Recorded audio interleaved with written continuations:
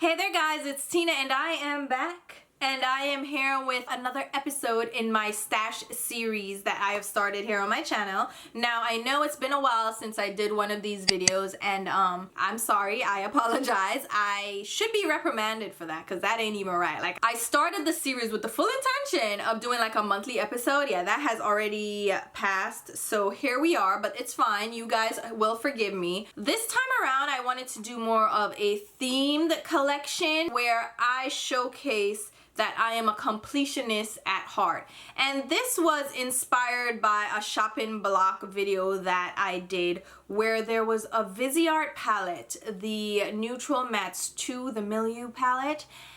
I don't need that palette at all, even remotely. I have shades like that already. It looks similar to some of the other palettes that I have from Viseart already. So why am I like in this mind frame of I think I'm gonna get that palette, I want that palette? And I did a little introspection and I have admitted to myself that the collector in me is also a completionist to a certain extent. I don't have like the complete collection of everything, but I do have the complete collection of some series of palettes from certain brands, or I have near complete collections of certain products. So I wanted to share those with you today. I thought it would be a fun way to look through my collection and see what I have. So for instance, the Naked palette series from Urban Decay. I have all of those, and the Honey palette that is coming out, that is gonna also be added to my collection. I have no control when it comes to that. Just like with the Viseart palette, there is an itch. Like, Evil Kermit is like, go get it, sis. Don't worry about it. Just collect it all. There are just some that really are on my mind. So I'm gonna stop yapping now. Let's go ahead and jump into my completionist collection. Alright guys, so I'm about to take you on a journey with me. And in so doing, I'm about to reveal a very vulnerable side of myself. This is the addicted completionist in me. And I want you to reserve judgment because this is a safe space. So, let's jump right into what started my completionist addiction. The brand MAC Cosmetics and their beautiful pigments. Oh my god. So when I started collecting makeup, I was here or there. I wasn't really doing much. You know, I had the 120 eyeshadow palette with a 15 eyeshadow brush set off of eBay. Like, that's where I was. And then I discovered MAC. And lo and behold, I fell in love with their pigments. And I made it a mission of mine to collect every single one of their permanent pigments. I also went ahead and collected a few of their limited edition ones that came out with different collections, but I was obsessed with collecting the permanent range. Like, I had to have every shade, and at one point I did accomplish that goal. I had a complete collection of all the MAC pigments that were in their permanent line, in addition to having some of their limited edition ones. And in addition, I had some of the highly coveted, really sought after shades, and I was very proud of my collection. And then it just got ridiculous where they started just releasing repeat shades over and over, and I was like, I am through with that. And I stopped collecting them. But this is what started my addiction. When I started collecting MAC pigments, they had them in these large pigment jars. This was the original packaging. This contains 7.5 grams, a lot of products. People would sell sample sizes of these pigments, or quarter teaspoons or 1/8 teaspoons of this product in little small sample jars, or even in little baggies. That's how the pigment community used to obsess over MAC pigments. But people didn't want to have the full jars.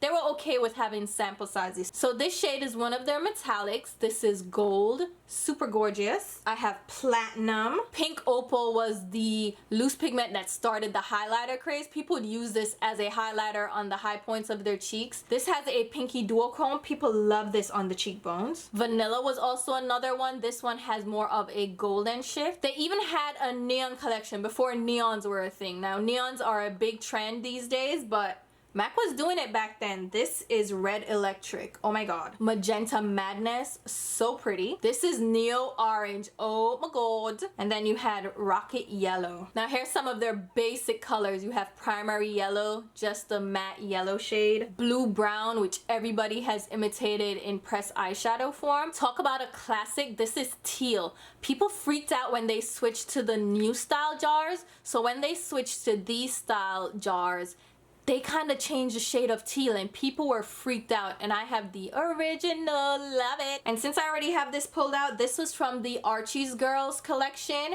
This one is one of the Betty ones. It's called Cheers My Dear. These were fun ones because they ended up having white caps instead of the standard black ones, so these were great collectibles. And here are the Veronica versions. So these were just really dark shades with kind of a color shift. Here is one of my favorites that I used all the time, Clear Sky Blue. And then the other one I would use with it is High Def Cyan. Another great one that they had was Push the Edge. This was a deep shimmery purple. And don't forget Melon. Melon, everybody had to have Melon because it was such a beautiful golden shift, and people use this also as a cheek highlighter. Naked was another one of the OGs. Everybody had to have this pigment. But that's just a look at my MAC pigment jars. The thing that got me addicted to completing a collection. I went crazy. I got all the shades, and then I just had burnout, and I just stopped collecting them. But I still have like some of the stacks that you'll see here. Various different collections. I have the limited edition shades, and I even collected all of the Spellbinder shadows. These were the magnetic shades that had that shape. These are so gorgeous as well. Oh my god. So if you held a magnet on these would move because they have a little bit of a metallic pigment in the formulation. Love these. Now let's drop it down. Drop it down, down, down. We have my MAC eyeshadow drawer. Again, an obsession I had with collecting all the permanent shades, and I did end up collecting all of them, and I did swatch videos for all of them as well. So I will leave them linked over there. I will also leave a playlist down below so you can check them out. But I swatched all the permanent shades in the MAC collection, and of course, I have a few of their limited edition shades. So I have all the permanent shades either in Pro Pan form, where you just get the magnetized pans and you put them into your magnetic palette. Like this is Red Brick, love that. But I'd organize them by neutrals. I also have my purples here, and I have blues and greens. But these are all the permanent shades. I also have a few of them in the pan form. Some of these are limited edition shades, but these were an obsession for me. This is Zinc Blue. And I had also collected all of their Extra Dimension eyeshadows. I stopped collecting them a while back, but I had all the Extra Dimension eyeshadows. They have the little wave pattern in them to differentiate them from the other eyeshadows, and they have like a baked formulation like their Extra Dimension skin finishes. I had also collected all of the Dazzle Shadow shades. These were ahead of their time. If MAC released these now, they would just blow everyone out the water. But these were the original like pressed glitter eyeshadows. They're very glittery. I haven't been doing swatches because it's just gonna be a lot. I don't know if you can really tell, but there's glitter in these eyeshadows. Really impressive, and they had the dual chrome to them as well. This one is I Like to Watch. They might still have these around, but these are gorgeous. A lot of the indie brands are doing these kinds of shades now, but MAC was the OG. Now I have two backups of Blanc Type because this is in the matte squared finish, which MAC discontinued all these shades, and I am just appalled, and I had to get my backups because Blanc Type was one of my favorite shades. Now guys, I was obsessed with finding some of the shades that people spoke about a lot. Like they were so obsessed. They were like, these were some of the best shades. So I have some highly coveted limited edition ones. So this one is Parrot. I ended up getting two of these or something. So Estee Lauder owns MAC, and they have warehouse sales out here on Long Island. And I ended up going to the warehouse sale, and I picked up a few of these shadow like collections. Like they had trios, and they had some of these older eyeshadows in the collection, and I had to get them just to say I had them,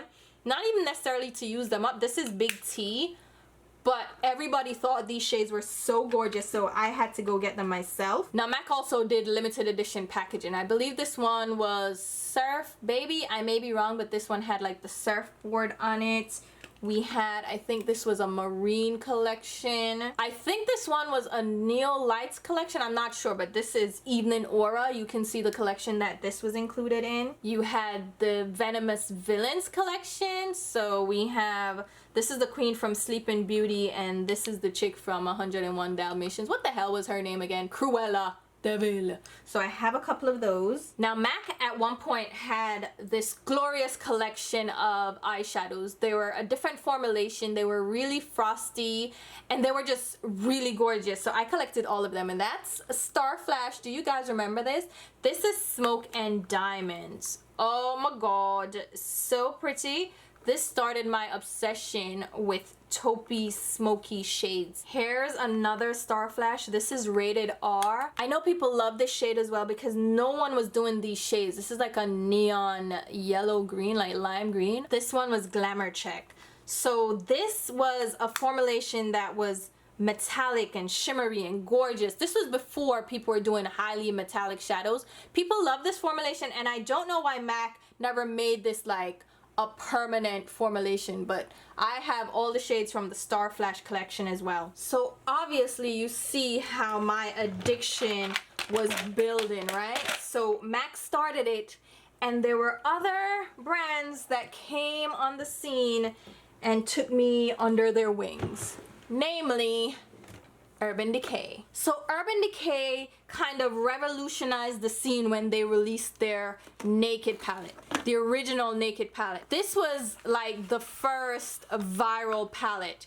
It was a neutral palette. Urban Decay went there and did a 12-pan eyeshadow palette. Before, people would do like quads with 4 shades, quints with 5 shades, but no one really went there and did these larger eyeshadow palettes, and Urban Decay went there. They said, we're doing it. So they released the Naked palette, and I have one that is still in pristine condition, even have the full brush. I got this in a package from Urban Decay, and I said I'm gonna keep this as one of my memories, and I never touched it, and I still love these shades. The Naked palette was awesome. They changed the formulation for the other palettes, but Naked started it all. Naked was so successful that it launched like a whole series of palettes for Urban Decay. So they came out with Naked 2, which I really love as well. This is neutral tones. A lot of people weren't really big on this, but this was the original cool tone neutral palette, and I still think it's amazing. The original Naked palette still had parabens in it. They changed the formulation for Naked 2 and onwards. Then they released Naked 3. Naked 3 was where I was like, what is this? But I had to get it anyway. You can tell that none of these shades, like what am I doing with these shades? No, the only shades that were really nice were over here. But Naked 3 was just really boring for me. Smokey is one that I bought myself because I absolutely love these shades. This is my favorite Urban Decay Naked palette. I love Smokey. I know a lot of people didn't like this and they since discontinued it. Then here we go, Naked Heat. This is the orangey tone one. A lot of people love this. They thought Urban Decay was a little bit too late to the scene, but people really love this. I didn't really love this that much because there's not much dimension in this palette. You're gonna get like one tone looks through and through. Like every time I did a look, it was the same look. But I know people really love that palette. And then they released Urban Decay Cherry, another palette that I wasn't thrilled about. This to me was a version of Naked 3, which is that mauvey pinky tones, but this was like the grown-up version of Naked 3. You see Naked 3 is like, what the hell? And then Cherry was like, oh, I'll fill in where you drop off. So here we have Naked Cherry. And then their most recent, because they discontinued and did away with the original Naked palette, they released the Naked Reloaded, which is a different kind of feel, a different vibe. And I have not used this yet. I've swatched it, but I haven't used it. And people were kind of so-so on this palette. They weren't really enthused, but I'm interested because it's a nice little palette, you know. It's something to do. It's a fabric packaging instead. It's a little bit more sleek, a little bit more sexy. So I'm into it. And then they're releasing Naked Honey, which I will definitely need to get my hands on. But Those are all my Urban Decay Naked palettes. I had to get them all. I know the Loaded palette isn't really included, but those are all my Naked palettes. I should also share my miscellaneous Naked palette collection. So they have little complementary palettes. This is the Naked2 Basics, which are just 6 shades that are meant to complement Naked2. They have Naked1, but I never got that one. And to be honest, I don't know why I got this one either, because you see they're very pale, very ashy shades. Not exactly something I should gravitate towards, but here we are. I also have Naked Petite Heat. This one complements the Heat palette. They actually sent this one to me, so that's why I have it. But this one has like warm tone brown shades, which is actually a very cute palette. I like this one. And then of course, they had released the Naked Ultimate Basics, which I absolutely enjoyed. I know a lot of people didn't love this palette, but I really enjoyed these 2 dark tones. They're really good. And then this orangey shade, Extra Bitter, so good. So I really enjoyed this palette, but I know not everybody loved it. It was an all matte palette, and I think it's a great collection just to complement any of the Naked palettes. It just goes with any of them because you can mix and match with the different mattes in this. Now let's switch over to Too Faced. Too Faced started off my collection with their chocolate bar palette. This palette was a great release from Too Faced. It started the whole scented eyeshadow trend. So it's their chocolate bar palette. It smells like chocolate because the eyeshadows have cocoa powder in them. And the original one didn't have the name of the shades printed on the packaging. They redid the packaging and they made it a little bit sleeker, and I ended up just replacing my old one with a newer version when this went on sale. But like, this is an OG palette. Like, chocolate bar, yes, it was doing it. I loved it. I love everything about it. Chocolate bar was, yeah, one of my favorites. Now let's pull out from the back. We have Semi-Sweet Chocolate Bar. This was the second one from them. I didn't love this as much. I know they had this pop of blue that was supposed to be interesting, but I just didn't vibe with this as much as I vibed with the original chocolate bar. But a few people love this. I wasn't the one that loved it, but you know, whatevs. It's fine. It's fine. It'll be fine. And then they released the Too Faced Chocolate Bonbons palette. This one I actually won in an Ipsy giveaway, so I was one of the first people to do a video on this. And they had the little heart-shaped pens in this.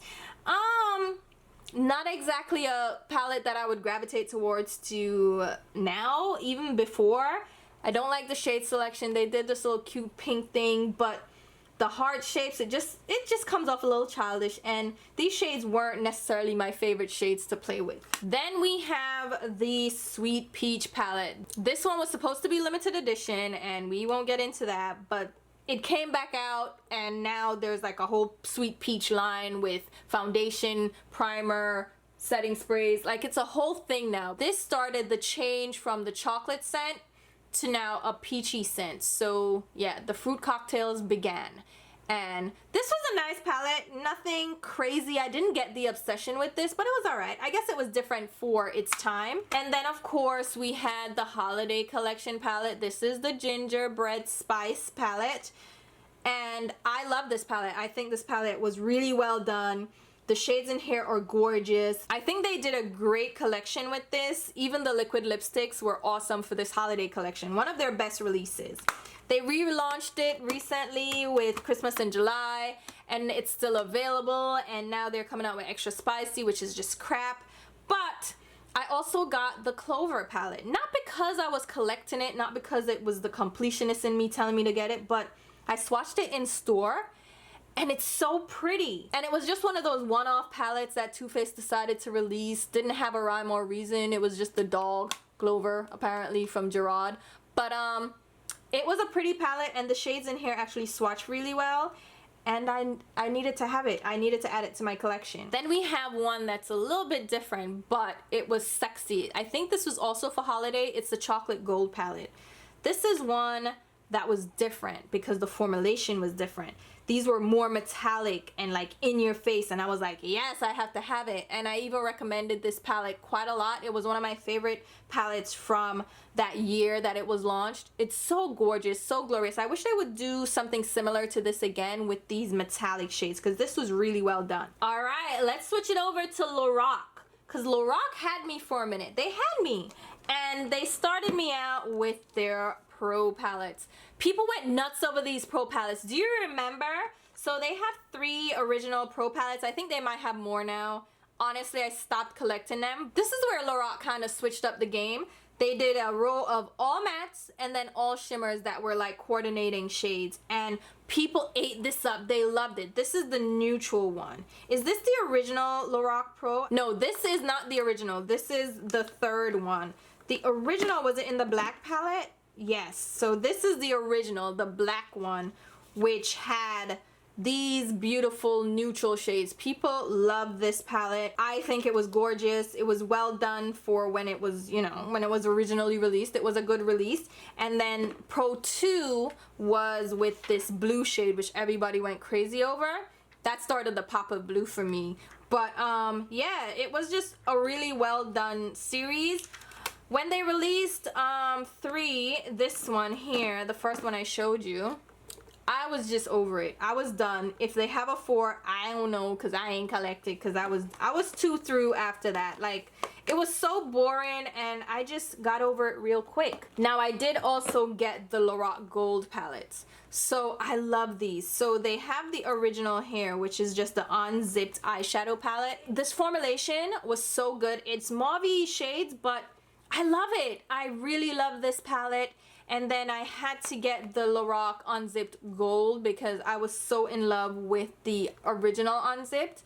And I think they did a really great job with these formulations and these smaller palettes. Really love these. Now, with that being said, I also collected the Mega Pros. Oh my god. So, Mega Pro 1. This was when people went psycho, okay? So they had a limited quantity. It was like a pre-order setup. It was like this, oh my god, people went nuts, and I was not about to do that. But they re-released it later on because people were upset that they missed out on it because it was such a limited release. So I did end up getting it on like the 2nd or 3rd launch, and these were now sold at Ulta. I think the original one was only on their website or Amazon or something crazy, but I wasn't gonna go through the hassle to get it, but I got it after it was re-released, which this one I think was one of the limited editions that people weren't upset that were re-released. So here you have it, Lorac Pro Palette, Mega Pro Palette 1, the Pro Palette 2, the Mega Pro 2 is this blue packaging, which I thought was beautiful, and this one had some fun pops of color, had a purple. But I think by this point, Lorac had just done all the neutrals. Like, okay, we're done here. You can stop. We see what you're doing. We've had enough. Thanks. And they still went and got Mega 3. Oh my god. Mega 3. Again, repeat shades. They had this red here that was supposed to like throw it off. But if you cover the red, everything has been done. Like, we've seen this. But this was just, oh my god, it was just too much. And I still collected it because I was like, I have to have it. And then the very last one I got was Mega 4. I don't know if they did a 5, but I was done after this because it was just shades that I wasn't using. They were cute for a minute, but I mean, all these pale shades, what am I doing? Where am I going? Nowhere. So this ended my Lorac collection. And since then, I haven't really collected many things from Lorac. In fact, I think they're getting phased out a little bit. But those were from Lorac for me. Then, here is one of the collections that I mentioned previously in a shopping blog video that I needed to share with you guys. My Viseart eyeshadow collection. Viseart began my obsession with Tara babies because she was one of the only ones that had videos on the Viseart palettes because she bought them. I believe she got them from Muse Beauty Pro at the time, but she had like the original packaging and everything, and she spoke about them. And then Jaclyn Hill did the neutral mattes palette. She spoke about that, the original neutral mattes. This one here. And that started my obsession. I went in and got this palette. Got it on sale because these are $80. And I was like, no, what you're not going to do. No. So I got this palette. I went to the makeup show, collected the other ones. I have a series of videos where I swatched all these palettes. So I will link them as well and link them down below. but this is neutral 1. Oh my god, can I open it? The neutral mattes 1. This started the all matte neutral palette craze, which I absolutely love matte shades. This is editorial brights number 8. Like, who wasn't gonna get this all matte bright neon palette? Come on, like, I was gonna get this. So this is right up my alley. I love these shades and they perform so well. Now the thing about Viseart eyeshadows is that they don't necessarily swatch the best, but they work so well up on application. So this one is the Cool Mattes number 7. They even did a Cool Mattes 2, which is kind of a version of the original Cool Mattes, and I had to have it. I didn't need it, but I mean, look, they have pretty much the same shades, but I had to have it. I had to have it. Dark mattes is my favorite. This is number 4. This one is warm mattes. Again, I had to have it. I even got the brow palette. This one, yeah, this one was supposed to be the Structure Brow and Eyeshadow palette. I even got this one. Like, who needed that? This is number 9, Bijou Royale. These are gorgeous. Oh my god, so phenomenal. Then they had Paris Muse, my least favorite one. And this one is Bridal, which is gorgeous. I think they had an original version of Bridal that I could not get my hands on. Tara Babies has it and I loved it, but these are the other shimmery palettes. And then this one I believe is Sultry Muse. If I'm not, I don't think I'm incorrect. This is number 5, Sultry Muse. And then they had the Boheme Dream palette. This is the Ribbons palette. It's number 2. So pretty. Like, look at these shimmery, gorgeous, oh, it's so pretty. And these are all shimmers, so they keep their mattes and shimmers separate. I even ended up getting the blush palette and the contour palette. This is how obsessed with Viseart I was. I still am obsessed actually, because I'm intended on getting the neutral mattes too, because I have to round out my collection. I'd started collecting the Theory palettes. So these are the smaller palettes. They have the same size pans, so I was fine with these. These are the original 3 that they released. And I just ended up giving up on these. I didn't want to get them. They even have the little like tiny micro palettes now with the smaller pans. I don't like those at all, so I never ended up getting any of those. And I did get the Grande Pro palette, but I didn't end up collecting like Grande 2 and the other palettes that they've been releasing I'm okay with. So this is kind of where my obsession lies, is with the 12 pan eyeshadow palettes. Absolutely love those. Since we're in this drawer, let's go over here and take a look at my collection from Dose of Colors. These are their 5 pan eyeshadow palettes. So I collected all the ones that they have released so far. This is the latest one, which was Snow Angels. Oh, put some lotion on, so I had some trouble opening that, and look how slick I am with the nail switch. Don't mind that. Pretend that all is well and this is flowing in one recording session. But here is the most recent one with the pinks and blues. I really like the formulation of these eyeshadow palettes, which is why I have picked all of them up. The one that I was most skeptical about was this one, the Pretty Cool one. This one has just shades of neutral browns. So all these browns have gray undertones, and you can see I haven't touched it yet, so don't judge me. This one is Blush and Berries, and this red on this palette, it's so pretty.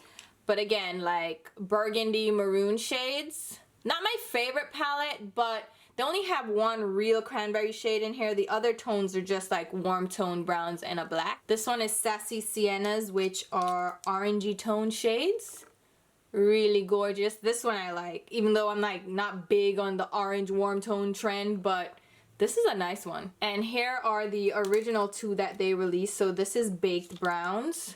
This is a beautiful all around just everyday neutral palette. Has one warm brown, but then the other ones are just everyday neutrals, and even a highlight like ivory shade. And then we have Marvelous Mauves, which are mauvey tones. Again, not my favorite combination of shades, but I had to grab them all. Now, I don't think I'll collect the rest of these if they release more. I'm happy with my collection, so it ends here. Now let's go ahead and move it on over to the second set of my drawers. I will link this specific drawer set. I got it from IKEA, and I think it's really great for storing palettes because it's deep and it's wide enough and it comes all the way out so you can see all your palettes. So I really love this. Let's start out with my Huda palettes, which are on this side here. So I did collect most of the palettes, and I stopped when they did the neon set. So we have the original. So we have the Smokey Obsessions palette. These are her 9-pan eyeshadow palettes. They are just little like curated collections that follow a specific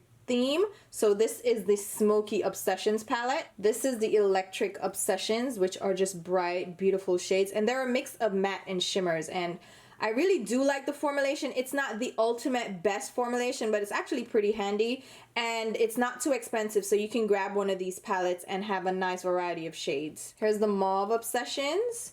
This is actually not a bad mauve palette. Like, it's not too pinky. It actually is a little bit more warm undertones. And then this is the Warm Brown Obsessions, which is the last of the original 4 Obsessions palettes that she released. And then she released 2 additional palettes. This is the Coral Obsessions. So these came out like in addition to the original 4. It didn't really make too much sense because it wasn't a collection or anything. It was disjointed. It really didn't match anything. It just came out like randomly. So this is the Coral Obsessions. I haven't even touched this yet because I literally got it to round out my collection. Then the second random one she had released was the Gemstone Obsessions, which had shimmery smoky shades. Again, I didn't even touch these yet. And yes, you can chastise me, but these were on sale, so I got them on a discount, so that was even better for me. So that's why I grabbed these 2. I wasn't originally gonna get them. I did, however, make sure that I got the Gemstone palettes, which I think the Gemstone palette was like a precursor to these, but these are based on different gems. So this is the Sapphire Obsessions, which are all blues and teals, and then this pop of neon green. This green is trash. It is really sheer, but overall I think the palette itself, like these blue tones, are really nice. Here is Topaz Obsessions, which is kind of a warm brown corally palette, but I haven't touched this either. Yeah, I need to get a hold of myself, but these are really nice colors. They're like my kind of warm tones. There's some warm browns, a little bit of a mustardy orange shade, but nothing too crazy. Let me see, let's swatch this one. Is that a really nice orange? Okay, my hand is a little wet, so let's swatch it down here. That is actually pretty decent. I need to get some more use out of these palettes because I think they're pretty decent. I just never got into using them, but I had to get them for the collection. Here we have the Emerald Obsessions, all the greens. I think she did a really good job with these palettes, like curating these shades. They're really gorgeous and they really meet the theme, and they're pretty decent quality. Not the best again, but they're pretty decent. Like, these shades are gorgeous. What do you think? Here's the Amethyst Obsessions, which are pinky purpley shades. Not my favorite, I will admit, but it had to round out the collection. Then we have the Ruby Obsessions, which these are red tones. Again, not my favorite collection of shades, but I do like this deep burgundy shade, like that maroon. I like deep, dark reds. If they're more like this kind of shade, which is more like a rosy mid-tone pink or like a mid-tone red, I don't like that. But give me a rich, dark red. I love that. And that's actually kind of smooth. Okay, come through. I don't mind that. So that's the last of the Gemstone collection. And then she came out with the Neon collection. This is what ended it for me. I swatched these in store and they were such bad quality that I only got one just to add to my collection. But I didn't want the other 2, and they were a higher price than the other palettes. So this is the only one that I picked up. They swatch pretty well for neon shades, and I really liked that this palette had mostly mattes and these shimmer shades weren't that impressive, but I could do without them. But the matte neon shades are actually pretty impressive. Let's move it on over to my Anastasia Beverly Hills collection. Now, I don't have all her palettes. In fact, I had a couple that I got rid of, but these are the ones that I kept. And there's just something about collecting most of these palettes that have kind of led me astray. So I have stopped my collection of Anastasia Beverly Hills palette, but this is one of the first ones that I kept. This is the Self-Made palette. I really love this deep purple shade. Oh my god, it was so gorgeous. So I definitely had to have this. Really nice, but overall you see it's just the standard neutral shades, nothing too impressive at all, to be honest. Then Modern Renaissance is kind of where it started for Anastasia Beverly Hills. This is when they got really popular. Now the eyeshadow pans got a little bigger, the shade selection was a little bit more interesting. I don't like this palette at all. I think it looks really bad on my skin. Like these medium tone pinky cranberry shades, not my favorite at all. Then we have the palette that almost took Anastasia Beverly Hills down, Subculture. This was the palette that most people had a problem with because the formulation was very loose, very powdery. I got one of the powdery ones, but I really was intrigued by this shade selection because I love like this dark green, this dark purpley plum shade, this fudge, which is a permanent shade. I love these shades. I love the depth, but they really didn't blend out well. Like you see how pigmented they are, right? But they take forever to blend out and they can really take over a look just because they are so pigmented. This was the start of the new formulation, like trying something different, and I did not love this. They have since reformulated, and I heard that the ingredient deck has really expanded. So this was like a limited ingredient list, very few binders in here. They switched it up. So if you really like the color scheme, you may want to try the new formulation out. I heard it's not bad, and you can probably pick it up at TJ Maxx. Then right on the heels of that, we had Prism, which I thought was a pretty selection as well.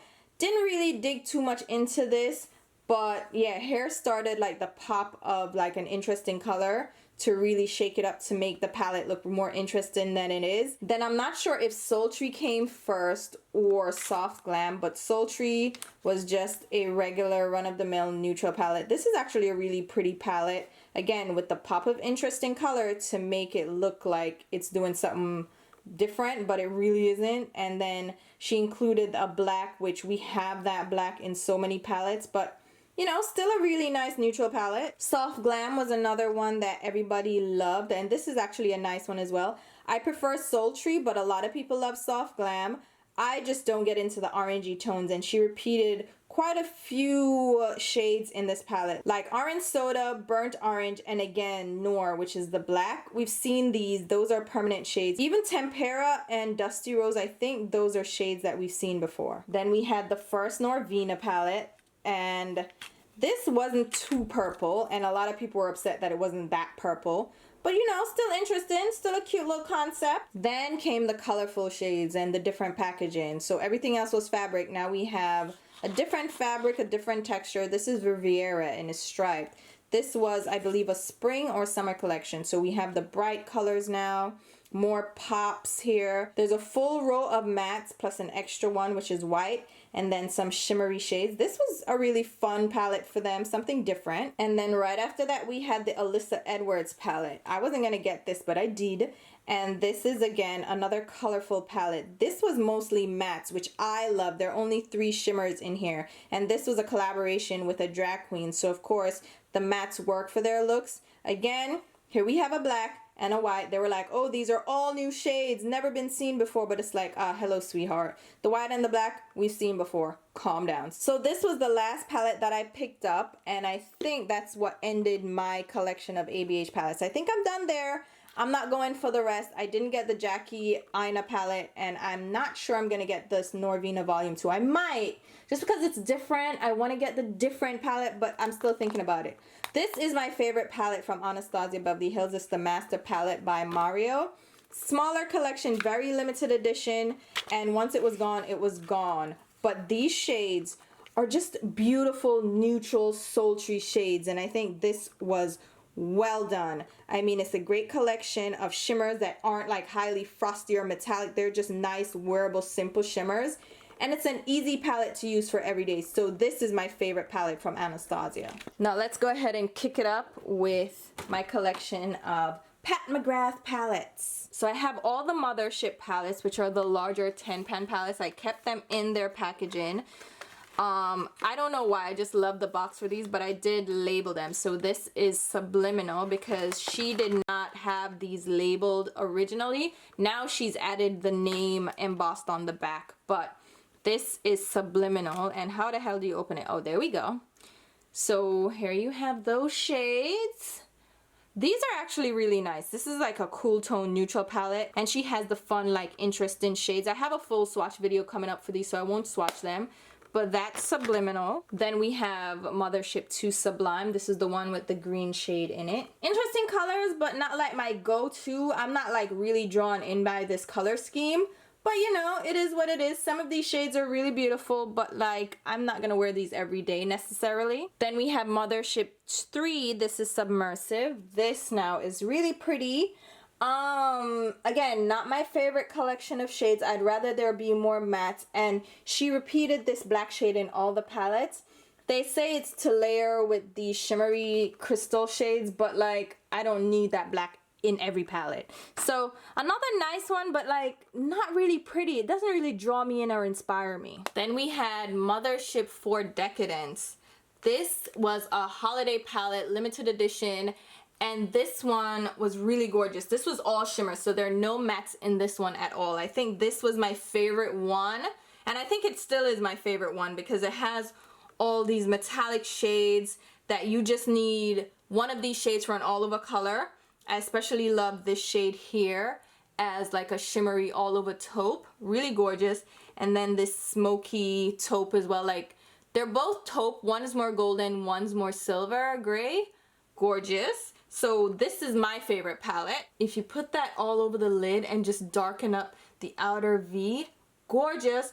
And you can even layer it with this one because the shimmer isn't like metallic and shiny, it's just a sophisticated shimmer. So I get the intrigue of Pat McGrath's palettes, and they blend out really well. I mean, you'd have to be into these tones, but you look at that, that's gorgeous, right? And then we have Mothership 5 Bronze Seduction, which I think a lot of people fell in love with.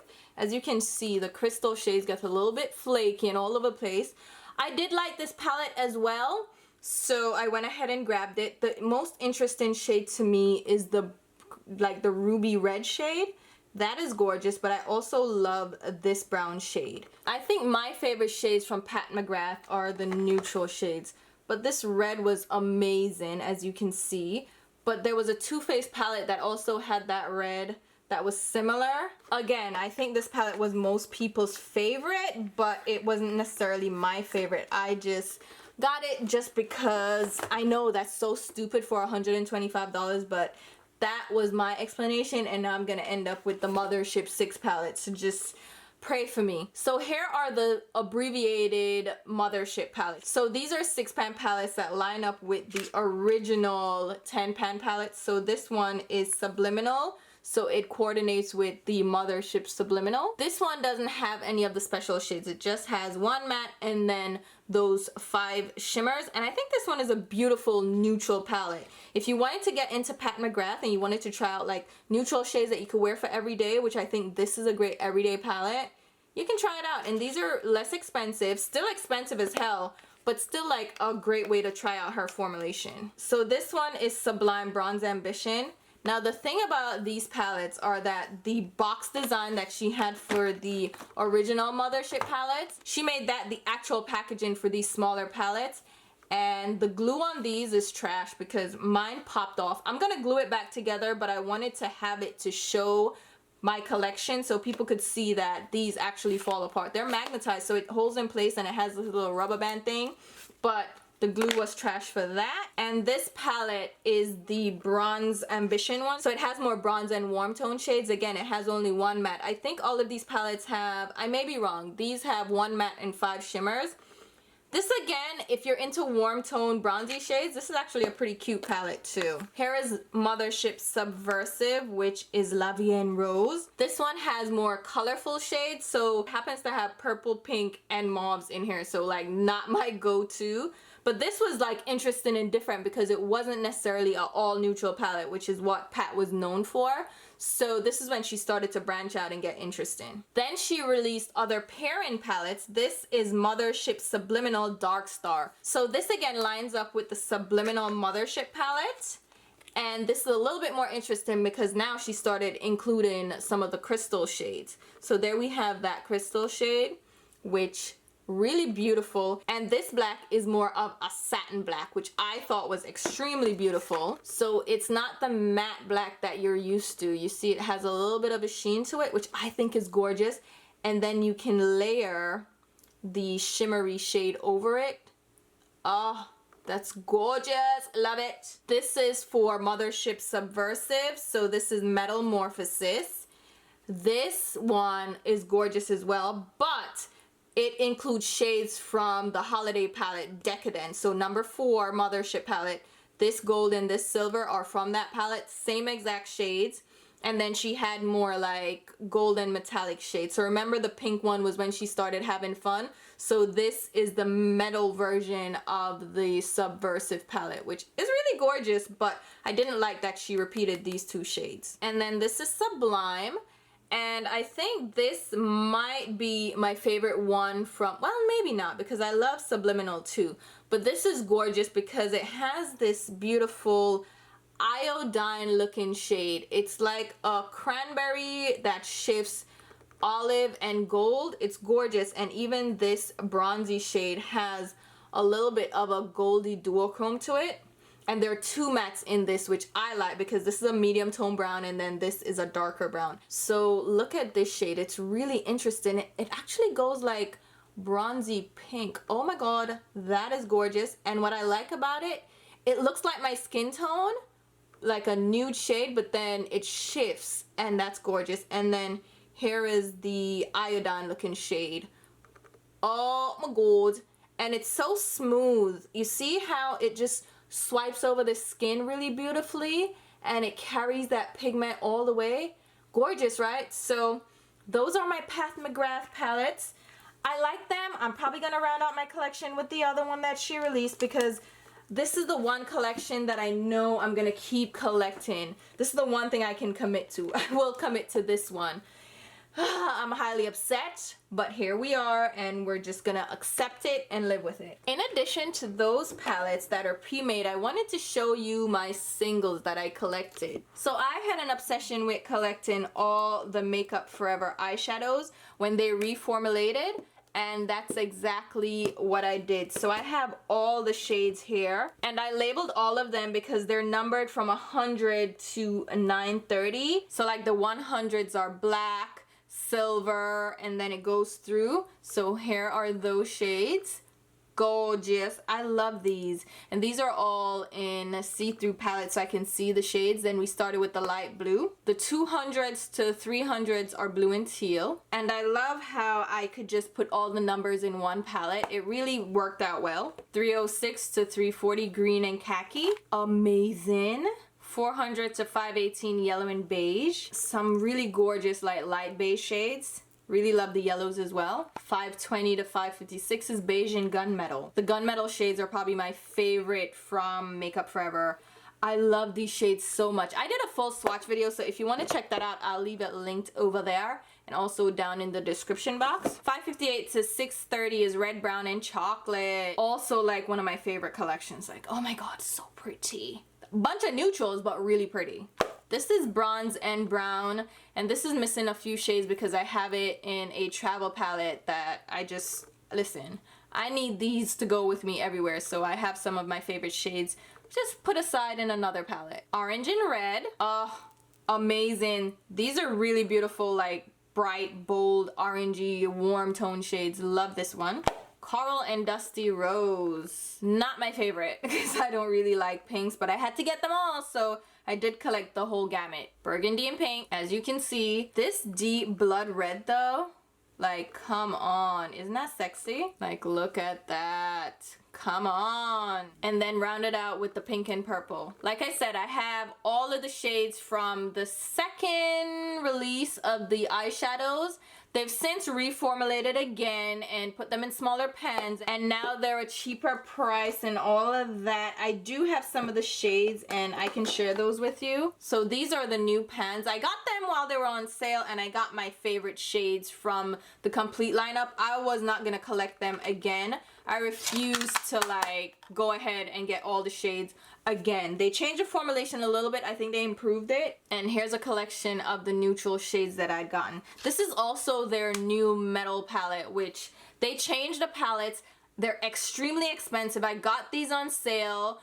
Like they were 50% off plus an extra 20%. So I got a pretty good deal on these. But they fit the eyeshadows pretty nicely. I do like the layout of this, but it's just overly priced. People love their metallic palettes, so when they changed it, we thought it was gonna be similarly priced, but no, they went up a lot in price. We can probably finish up with the Sephora Pro palettes. These are not that interesting, but Sephora released their version of a Pro palette. These contain 28 eyeshadows, and they released 3 originally, and they added 3 more. And this one is the new nude, so this is with the second launch of 3. This is Smokey Jewels, which actually is pretty nice. So if you are into like these smoky tones, this is a nice palette. This is Editorial 2.0. I don't know what part of this is editorial, but I'll go with it. And again, I only got this because I got it on discount. I got it on a good sale, and I wanted to collect all of them. So I'm not gonna get any more if they release more, but this was when I was really obsessed with them and wanted to get them all. This is the original editorial palette, so you see that they don't have the names printed on them. They instead had the little clear insert that had the names, but this is editorial. I don't know what the editorial 2.0 is about, but this is the warm palette, which is actually pretty nice. If you're into warm tones, this would be a good palette for you. I think these didn't get a lot of hype, but they really should have, because this is a great little collection. They were a little pricey for Sephora brand, and I think that's what turned people off, but they were actually pretty decent. And this one is the Cool palette. Not my favorite. I will admit, this is not my favorite because a lot of ashy tones here, which cool doesn't necessarily mean ashy, but yeah, this is what they did. So there you go. That's a look at the completionist in me. Alright guys, so what have we learned about Tina today? She is crazy. And that's okay. That's okay. I have admitted that to myself, and I'm embracing the crazy completionist in me. I have been trying to like veer away from being a completionist, and I haven't really done it with each and everything in my collection. There's some series that I've given up on completely, as you could tell from the collections, but there's some that I just need to have them all. I need to catch them all like Pokemon. I need to collect everything. Are there some of you out there that are like me, that understand my plight, that can empathize with what's going on in my mind? Even though I know I don't need to complete the collection. Even though I know I don't need these things at all, I still collect them. I still collect them. It's just a thing. And you know what? It makes me happy for the most part. Not my bank account. My bank account's like, no, could be not. But I just love to have them all. I am a makeup collector at heart, which is not necessarily the most practical thing to collect, but this is a safe place here. We are allowed to confess things without judgment, right? You're judging me a little bit, which I will allow. I'm okay with you judging me a little bit because I'm judging me a little bit. But let me know what you guys think. Hopefully you enjoyed this video. I'm gonna go ahead, maybe try to list some of the collections that I showed, like, you know, whatever. If those links take you to Ulta or Sephora, those are affiliate links, which means I will get a small sales commission if you make a purchase through those links. If you do shop through my links, thank you so much, because it does help me to put back into the channel. So thank you for your support. If you don't feel comfortable with that, just shop the way you normally shop. No muss, no fuss. It's not a big deal because, you know, I still love you guys. And I will also go ahead and leave links to my Instagram, Twitter, and Snapchat, where you should be following me along. We have fun there. We post memes. We enjoy ourselves. And those are not personalized memes. Just in case people think that those are like direct correlation to my life and my existence. Sometimes we're just having fun and laughing at things, all right? So I will go ahead and leave those links down below. And until my next video, which will be very soon, I'll talk to you. Bye, guys.